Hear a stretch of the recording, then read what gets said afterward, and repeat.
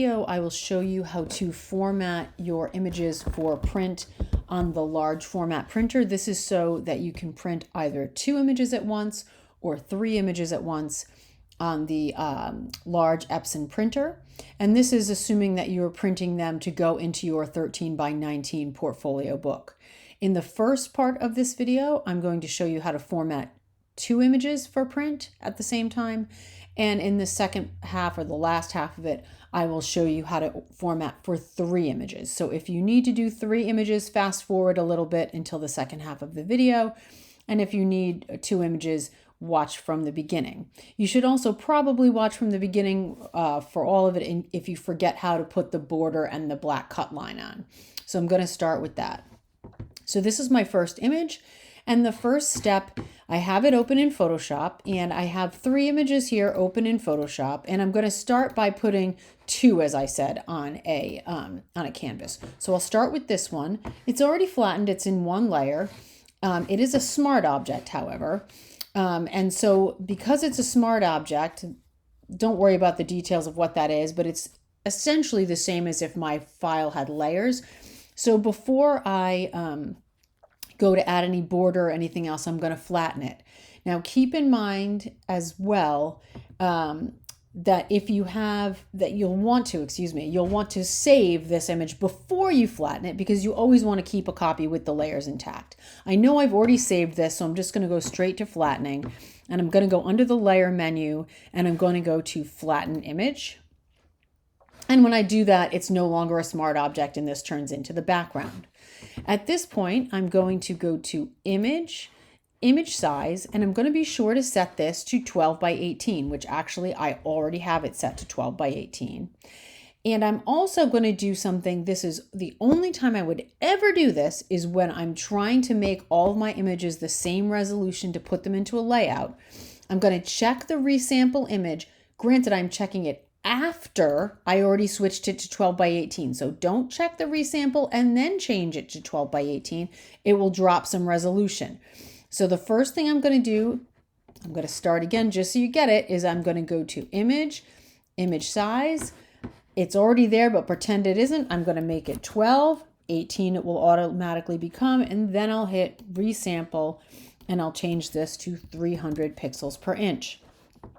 The reason for that is that the inherent print resolution on Epson printers is actually 240 pixels per inch, but I don't want to down-res it too much, and I want to create a common resolution that I can put all my files on in case I've slightly cropped or shot with different cameras or anything along those lines. So now that it's 12 by 18 at 300, I'm going to say okay. I also saved this already because right now, by changing the resolution to 300, I actually down-resed it a little bit, which I wouldn't normally want to do, because I might want that fuller resolution if I decided to print this at a larger size at some later point. So you always want to make sure you save it first before you do any of this, because this is just a copy of this that I'm making for print only. So now that I have this at 12 by 18 at 300 pixels per inch, I'm going to go to image canvas size, and I'm going to change the canvas to 13 inches by 19 inches with a white extension color, and I'm going to say okay. And then one more time, I'll go to image canvas size, and I'll make it 13.1 by 19.1, and I will make the canvas extension black. That's going to give me a little sliver of black around the edge, which will be my trim line, so when I trim it off that larger sheet to put it into my portfolio. Now I'll say okay. Now I need to format the other image that's going to go on this same print, and you'll notice that I have a number of layers here. So again, I need to make sure I flatten my image first. First, I would save it. Now I know this is already saved, so I'm not going to do it again, but before you resize, resample, add the border, it's really smart to save it first. And now that I have that full resolution, full layers copy saved, I can go to the layers menu and go to flatten image. And keep in mind that I can go to this layers menu to flatten the image, and I'll say discard hidden layers. Or I can go to this layer menu. It does not matter. They're the same menu, just 2 places to get there. Now I have a flat image. It just needs the borders. So I'm going to go to image, canvas size one more time. Oh, excuse me, image size. I'm going to go to, image size. And I'm going to make sure that I change this to 12 by 18. Now I click the resample and I go to 300. Okay, 12 by 18 at 300, I will say okay. Next, I'll go to image canvas size. I will make the width 13, the height 19, and the canvas extension color white. Say okay. And then finally, I'll go to image canvas size and I will make it 13.1 by 19.1, canvas extension color black. So now I have two images which have a border and a black edge around them at 300 pixels per inch. So now I'll go to File, New, and I'm going to make that canvas that I'm going to print them on. The width of the canvas should be 44 inches because that's the width of the printer and the width of the paper. The height of it should be 14 because the prints are about 13, going to be about 13 inches, and so I need to give it a little bit of wiggle space. And the resolution is going to be 300. I'm going to make the color mode RGB color, the color profile Adobe RGB 1998, and the background contents white, and then I'll hit create. Now I have this just plain white canvas that I'm going to place these images onto. I'll start with this one. I will do select all, edit, copy, go to the canvas that I made, and do edit, paste. Now you'll see it's not going to fit because I need to turn it.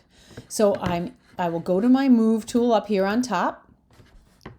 I'll click show transform controls, and then while holding the shift button, I will hover, and you'll see if I hover my cursor by the corner of the any of the corners, it will give me a little curved arrow, and I can put this as I want it, and then I will hit check, okay, to rotate it. Now I'll go to the next one, and I'll do the same thing.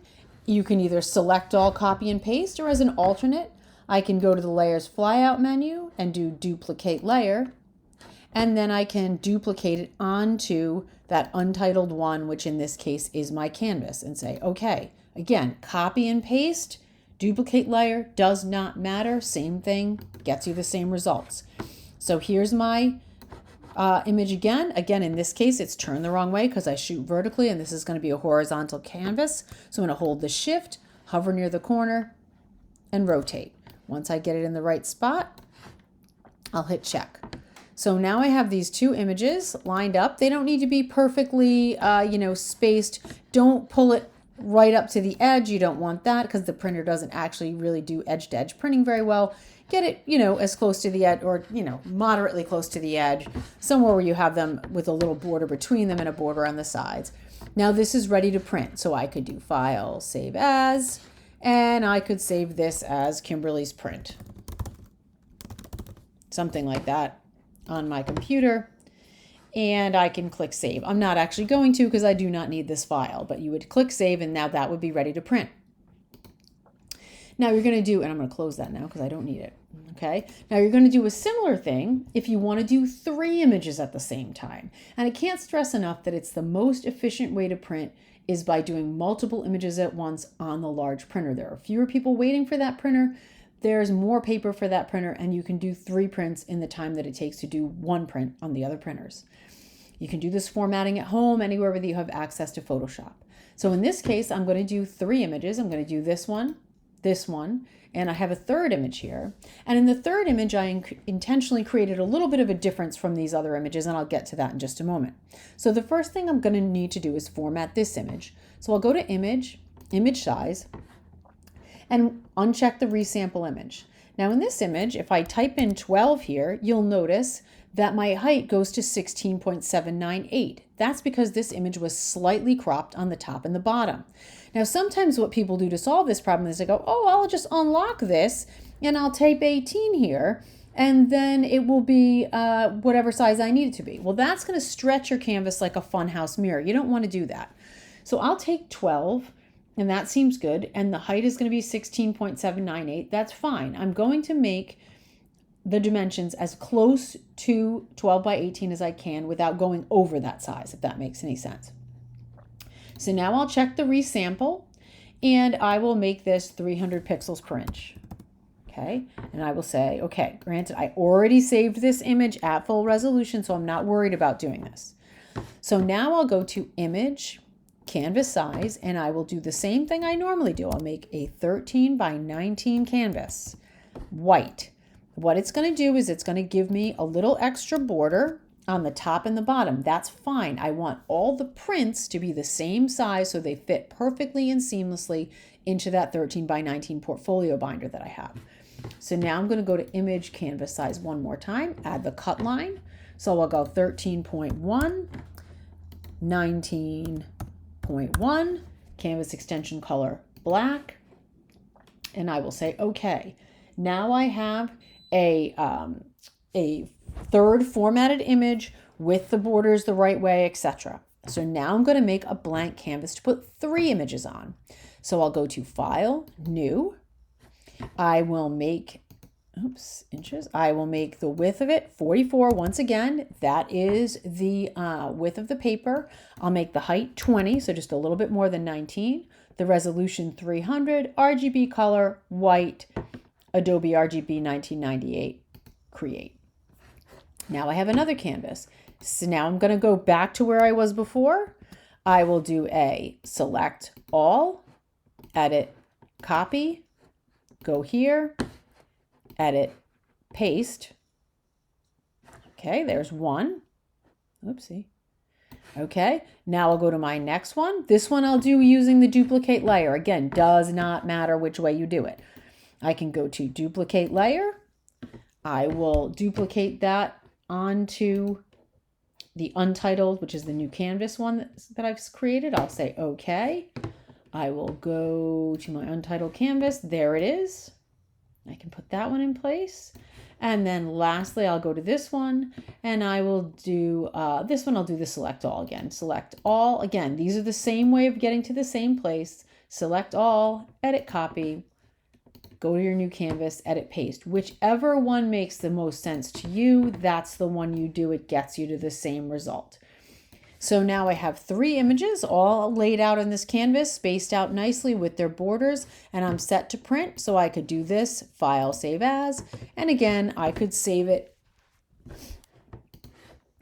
as, Kimberly's print number 2 or something as a TIFF file on my desktop, and then I'm ready to print. Again, I'm not going to save it because I don't need it that way. So that's how you format a 2-up or a 3-up for print. Please use these videos so that you can cease using the small printer when you're printing more than one print at a time, and you can use the large printer and take advantage of the speed and the paper that we have for that large printer. Good luck.